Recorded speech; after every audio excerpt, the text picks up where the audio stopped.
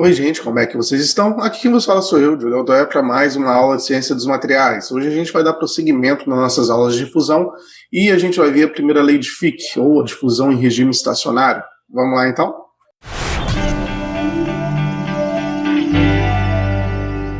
No primeiro momento, então, a gente vai começar a rever alguns conceitos que a gente já tinha trabalhado na última aula, mas a gente vai começar a colocar algumas equações, colocar algumas variáveis para a gente definir algum desses conceitos.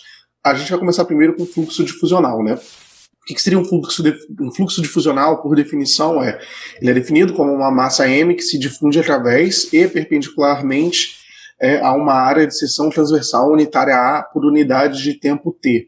O que isso quer dizer? Que eu tenho uma massa, a massa de algum material, que ele vai atravessar por uma seção transversal aqui, que essa aqui vai ser a minha seção transversal, né, em questão, e por uma unidade de tempo T. Por quê? Porque eu quero saber quanto de massa está atravessando por aquela área por segundo. Então, eu vou ter aqui, de forma geral, um fluxo difusional que eu vou chamar de J, que vai ser uma massa dividido por uma área em um tempo. Ou seja, eu quero saber quantos quilogramas de produto tal está passando por aquela área quadrada por segundo. A gente vai começar a ver para um regime estacionário, que ocorre em uma única direção x, a matemática da difusão é simples, uma vez que o fluxo é proporcional ao gradiente de concentração. Na última aula, a gente falou muito de força motriz, de o que faz ocorrer a difusão. E aqui a gente está vendo exatamente que o meu fluxo de difusão ele vai ser proporcional ao gradiente de concentração, ou seja, o gradiente de concentração é uma parte muito importante para a gente determinar o nosso fluxo difusional. E o que é o nosso gradiente de concentração aqui, um dc dx? É a variação exatamente da concentração por uma distância aqui. Então, quando eu vou olhar aqui para definir já em termos de variáveis que eu estou trabalhando na parte de difusão, eu vou ter que o meu fluxo J vai ser igual a menos D, que multiplica dc sobre dx, onde o meu D é o meu coeficiente de difusão, né, aqui está em metro quadrado por segundo, o meu dc vai ser o meu diferencial de concentração, ou a diferença de concentração entre um ponto e o outro ponto que eu quero analisar esse fluxo difusional, e o meu dx vai ser o meu diferencial de distância, que a gente está trabalhando em notação diferencial, para uma variação muito pequena de concentração em relação a uma variação muito pequena também de distância. E esse meu menos d, esse valor negativo, ele significa exatamente porque o meu fluxo ele é contrário ao meu gradiente de concentração, né? Aqui eu tenho uma concentração maior, né? Vamos lá, aqui eu saí de uma concentração maior para uma concentração menor, o meu fluxo vai ocorrer para esse lado. Aqui eu vou ter o fluxo de partícula para esse lado, mas enquanto isso, o meu gradiente de concentração está aumentando para o outro lado. Por isso eu tenho esse sinalzinho aqui negativo. Isso aqui também é conhecido como a minha primeira lei de Fick. Bom, um ponto importante que a gente falou é exatamente o gradiente de concentração. E eu quero deixar bem claro isso aqui, porque ele é uma das forças motrizes mais importantes para o meu processo difusional, né?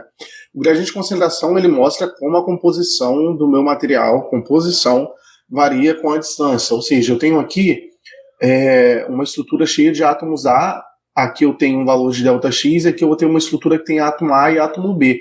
Como que seria o meu perfil de concentração dessa estrutura aqui? Aqui ó, eu tenho uma concentração de A que está só com átomo A, um monte de átomo de A. Nesse meio tempo aqui, esse ΔX, que seria esse meu ΔX aqui, a minha concentração de A está se reduzindo, até chegar num ponto aqui que eu vou chegar e vou ter uma concentração B, que a minha concentração B, a minha quantidade de partículas de A vai ser bem menor. E como que eu defino aqui o meu dc, né? Eu também posso chamar de ΔC. Vai ser exatamente a minha composição A menos a minha composição B, dividido pela minha distância A menos a minha distância B. Bem simples, né, gente? Bem tranquilo de entender a parte matemática, né? Um gradiente de concentração aqui, ó, ele pode ser criado quando dois materiais de composição diferentes são colocados em contato. A gente viu isso na última aula, quando eu pego dois metais e coloco ele em contato, eu adiciono uma força motriz que normalmente é uma fonte térmica, eu consigo excitar os meus elétrons, e quando eles estão em contato pode ocorrer um processo difusional entre eles, em estado sólido mesmo. Porém, o processo difusional ele pode também ocorrer com um gás em líquido, ou então um gás e um líquido em contato com um sólido, né? Um dos processos que a gente vai ver, vai fazer um exercício é exatamente um processo difusional de uma substância gasosa com uma substância sólida, que é a cimentação, que é um exemplo bem clássico para quem é da parte de metalurgia, quem faz tratamento térmico de materiais metálicos. Aqui ainda tem a estrutura fora do equilíbrio. Isso aqui é uma questão muito mais microestrutural, que eu acho que não interessa tanto para esse escopo do curso, né? Entre outros. Aqui, gente, o termo força motriz ele é muito utilizado para explicar o que induz uma reação a ocorrer. Ou seja, quando eu estava falando, o que faz a difusão ocorrer? Exatamente o gradiente de concentração em um caso. O que é uma outra força motriz para difusão? Uma temperatura elevada pode ser uma força motriz para ocorrer. Porém, quando a gente está falando de um regime estacionário, que é o nosso caso aqui da nossa primeira lei de Fick, a principal força motriz para ocorrer a difusão é o gradiente de concentração. Gente, e o que é um regime estacionário? Um regime estacionário, o meu padrão de composição, ele não varia com o tempo. Por exemplo, é como se eu estivesse fornecendo um monte de átomos. Vamos fazer um desenhozinho aqui rapidinho. Eu tenho aqui uma parede fina de uma estrutura metálica. E aqui eu tenho muito gás hidrogênio. E aqui eu não tenho quase gás nem hidrogênio nenhum, ou tenho um pouquinho só de gás hidrogênio. Vai ocorrer um processo difusional na direção aqui de maior concentração para o de menor concentração. Porém, essa fonte aqui, a gente tende a imaginar, se eu tenho uma quantidade X de gás desse lado aqui, se esse gás está passando para cá, então quer dizer que minha quantidade X de gás aqui está reduzindo e, no final das contas, eu vou equilibrar essa concentração entre um ponto e outro. Sim, mas esse aí é exatamente o caso do regime não estacionário. O regime estacionário, a minha quantidade de gás que está sendo fornecida pelo lado esquerdo, por exemplo, é um gás, mas pode ser qualquer outro tipo de concentração que eu estou avaliando, ela vai permanecer constante. E a do meu lado direito também vai permanecer constante, ou seja, eu vou ter um perfil constante de concentração. Eu vou ter uma concentração aqui que ela não vai variar com o tempo. É isso que a gente está falando sobre regime estacionário. Bom, antes de prosseguir, eu gostaria de pedir para você deixar um curtir aí, compartilhe esse vídeo com os amigos, que isso ajuda bastante a continuar a fazer esse desenvolvimento.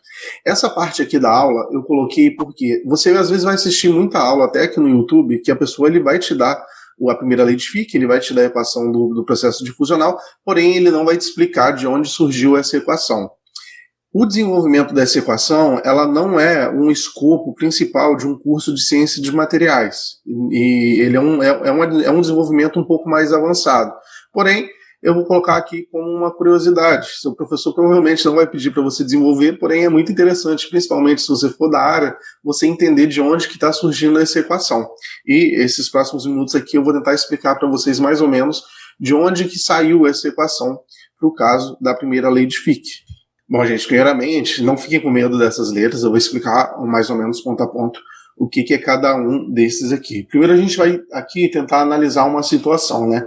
Essa minha situação será, eu tenho aqui o meu material, e eu vou traçar nesse meu material, que ele é um cristal perfeito, teoricamente, dois planos.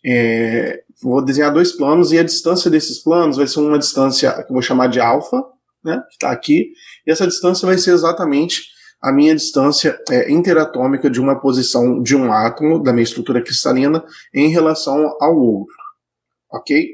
Então, agora vamos avaliar nessa estrutura cristalina quais são as nossas possibilidades de ocorrer uma mudança ou um processo difusional. Eu estou olhando aqui exatamente na minha estrutura cristalina. Eu tenho um átomo B aqui. Esse átomo B, ele poderá ter 6 possibilidades de mudança de posição. Esse átomo B, ele pode aleatoriamente andar para a direita, ele pode andar para baixo, andar para a esquerda, andar para cima, andar para dentro do plano ou andar para fora do plano. A gente está numa estrutura tridimensional. Então, voltando aqui, a gente tem 6 possibilidades. Uma possibilidade aqui, uma possibilidade aqui, uma possibilidade aqui, uma possibilidade aqui, uma para dentro e uma para fora. Uma para fora e uma para dentro. Eu tenho 6 possibilidades de ocorrer uma mudança ou um salto de um átomo de uma posição para outra. Isso considerando que eu tenho uma energia suficiente para que ocorra essa variação, esse salto de um átomo de um ponto para o outro.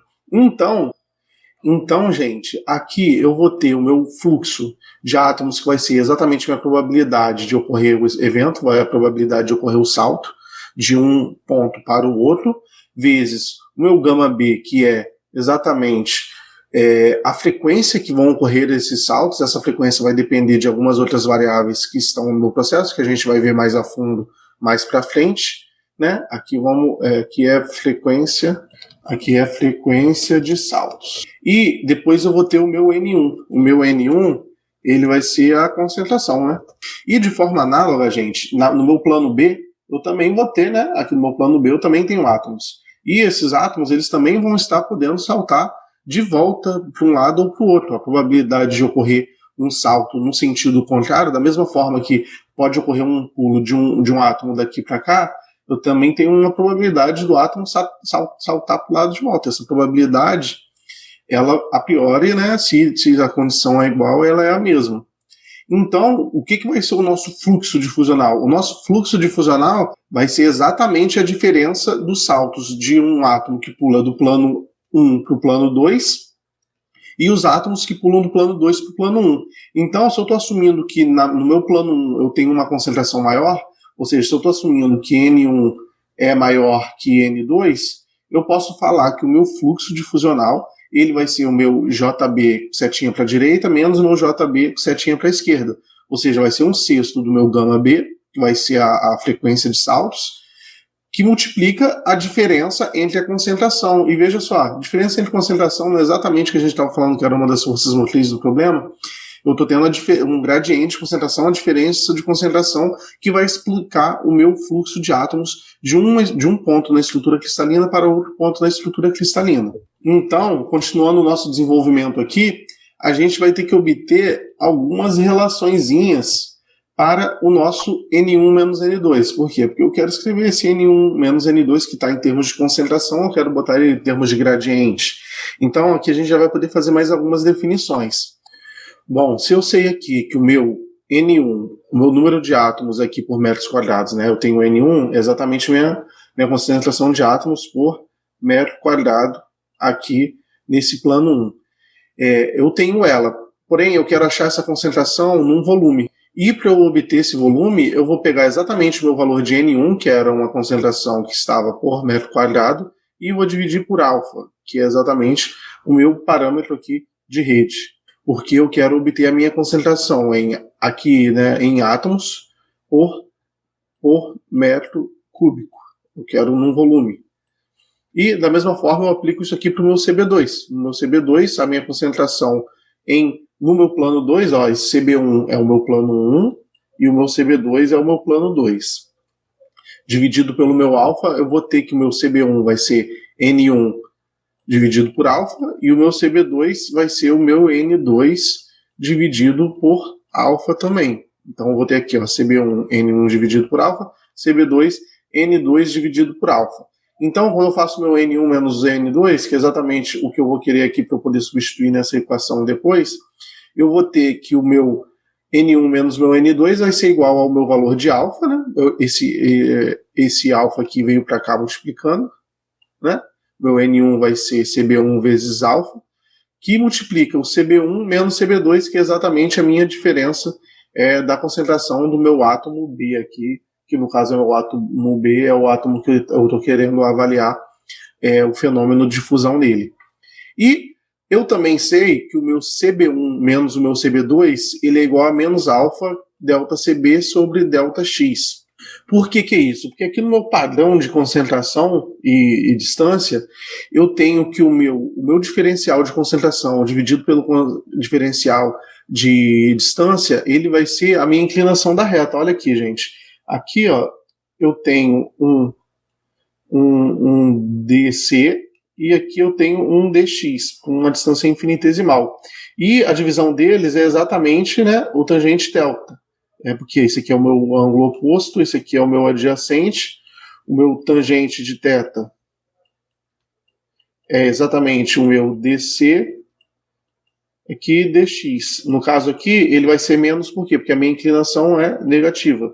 Né? Eu estou tendo um ângulo negativo, então eu vou ter menos dc dx por esse motivo. E como eu tenho essa inclinação da reta, esse valor aqui ele vai ser proporcional ao meu. Se eu multiplicar ele pelo meu parâmetro de rede alfa, eu vou conseguir sempre obter a minha diferença de concentração de acordo com essa variação angular. Uma variação angular negativa vezes o meu parâmetro de rede, eu tenho essa relaçãozinha entre o meu parâmetro de rede e a minha concentração. Então, gente, o meu CB1 menos o meu CB2, o meu ponto CB1 menos o meu CB2, ele vai ser a minha inclinação da reta vezes um valor de parâmetro alfa que eu vou estar multiplicando. Correto? E eu posso pegar e também pegar esse CB1 menos meu CB2 e jogar aqui nessa equação. Quando eu faço isso, o que acontece? O meu N1 menos N2 que eu tinha aqui, né? Esse N1 menos N2 aqui, ele vai ser igual ao meu alfa, que eu já estava aqui, ó, vezes o meu CB1 menos CB2. Quem é meu CB1 menos CB2? É menos alfa vezes dCb dx. Então eu estou pegando isso aqui, estou jogando aqui, ou seja, vai dar menos alfa ao quadrado, porque esse alfa aqui vai multiplicar com esse alfa aqui, vai dar menos alfa ao quadrado, e eu vou ter um dCb, um delta CB dividido por um delta x. E por fim, se eu pegar esse valor de N1 menos N2 e jogar aqui na minha equação que eu estava trabalhando antes, eu vou deletar aqui todos esses desenhos que estão poluindo a imagem. Se eu pegar exatamente esse meu N1 menos N2, que eu consegui determinar ele em fator de alfa e concentração de B e delta X, eu posso jogar ele aqui nessa equação. Quando eu jogo ele nessa equação, essa minha equaçãozinha aqui, ó, ela vai pegar e vai se transformar nessa equação aqui. Ou seja, o meu fluxo resultante, ele vai ser menos, né, porque é um sinal negativo, 1/6 de gama B, que já estava, vezes alfa ao quadrado. Por que eu botei isso aqui separado? Porque isso aqui tudo é um valor constante, normalmente no meu problema. Isso aqui é uma constante, isso aqui também é uma constante da minha avaliação, que vai multiplicar um meu diferencial de CB pelo diferencial de X, que vai ser o meu diferencial de concentração, pelo diferencial de distância. Aqui nessa equação, todo esse termo constante aqui, eu vou chamar de dB, ou de D, né, que é o meu coeficiente de difusão. Esse coeficiente de difusão, aqui no caso com o átomo B, vai ser exatamente isso aqui. E quando eu pego e coloco dB ao invés desse termo todo, eu caio na minha equaçãozinha do fluxo, que vai ser exatamente menos dB, que multiplica um dCb sobre um dx, né? Um diferencial de concentração por um diferencial de distância. Por fim, gente, daí que surgiu essa equação. Essa equação ela surgiu exatamente de uma análise de variação de posição de fluxo de átomo dentro de um cristal. Vamos fazer um exercício agora, então, para a gente aplicar um pouco desse conhecimento. Bom, vamos lá para o nosso exercício exemplo. Ele fala: uma placa de ferro é exposta a uma atmosfera de cimentação, que eu havia comentado no início da aula. Ou seja, uma atmosfera que ela está rica em carbono. De um lado, uma atmosfera de descarbonatação, ou seja, deficiente de carbono, né? Já vamos fazer um desenhozinho aqui, ó, tem uma plaquinha de ferro, né? Ela tem um comprimentozinho aqui, vamos fazer um pouquinho maior, né? Plaquinha de ferro, que tem uma espessura T, aqui eu estou cheio de carbono, várias partículazinhas de carbono, e aqui eu tenho poucas partículas de carbono. Do outro lado, a 700 graus Celsius, ele mediu a temperatura. Se uma condição de estado estacionário for alcançada, ou seja, a gente está trabalhando com a primeira lei de Fick, for alcançada, calcule o fluxo de difusão de carbono através da placa se as concentrações de carbono nas posições de 5 e 10 milímetros, ou seja, 5 vezes 10 a menos 3 e 10 a menos 2 metros, abaixo da superfície de sedimentação forem 1,2 e 0,8 kg por metro cúbico, respectivamente. Gente, o que ele está me dando aqui? Aqui ele está me dando a minha concentração. Esse ponto 1,2 é exatamente o meu Ca. E o meu ponto 0,8 vai ser o meu Cb. Ele me falou que é um regime estacionário. Então eu vou ter esse padrão aqui de concentração. Eu vou ter um ponto aqui que vou ter uma concentração e eu vou ter uma concentração B que ela não vai variar com o tempo. Uma concentração inicial, uma final, para uma distância inicial e uma distância final.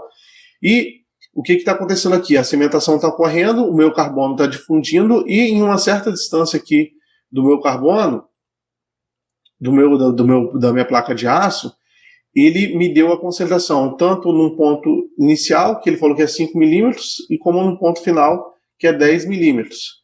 Ou seja, eu tenho a concentração num ponto de 5 milímetros e uma concentração no ponto de 10 milímetros. Então, eu consigo, pela diferença de concentração e pela diferença de distância que foi me dada, calcular o meu fluxo. E ele me deu o meu coeficiente de fusão nessa temperatura. É importante notar aqui que ele falou nessa temperatura. A temperatura aqui para a gente não vai utilizar a priori para nada. Só que o coeficiente de fusão ele vai estar diretamente afetado com a temperatura que eu estou trabalhando. Aqui ele já me deu quanto que está nessa temperatura. Nas próximas aulas a gente vai fazer exercícios e vai calcular a influência da temperatura também nesse processo. E então aqui, gente, fica simples, né? Eu só tenho que jogar na minha equação. Eu tenho aqui a minha equação do meu fluxo J, eu tenho que o meu DC vai ser, né, CA menos CB, XA menos XB. Quem é o meu CA? O meu CA vai ser 1,2, o meu CB vai ser 0,8, o meu XA vai ser exatamente o meu 5 vezes 10 a menos 3, que são 5 milímetros, e o meu XB vai ser 10 a menos 2, né, que vai ser 10 milímetros. Eu vou substituir aqui o meu valor de D que ele me deu, que é 3 vezes 10 a menos 11 metro quadrado por segundo, e substituindo todos esses valores aqui na equação, eu vou obter que o meu J vai ser 2,4 vezes 10 a menos 9 kg por metro quadrado por segundo. Bem tranquilo esse aqui, que é só substituir na minha equação. Gente, eu espero que vocês tenham gostado dessa aula. Deixe o seu curtir, compartilhe com os amigos que estão fazendo essa disciplina. Se tiver alguma dúvida, tanto sobre o desenvolvimento da equação de Fick, quanto sobre o exercício, deixem aí nos comentários, que isso ajuda bastante a gente aqui a continuar desenvolvendo esse trabalho, a interagir com vocês. Um grande abraço e tchau, tchau.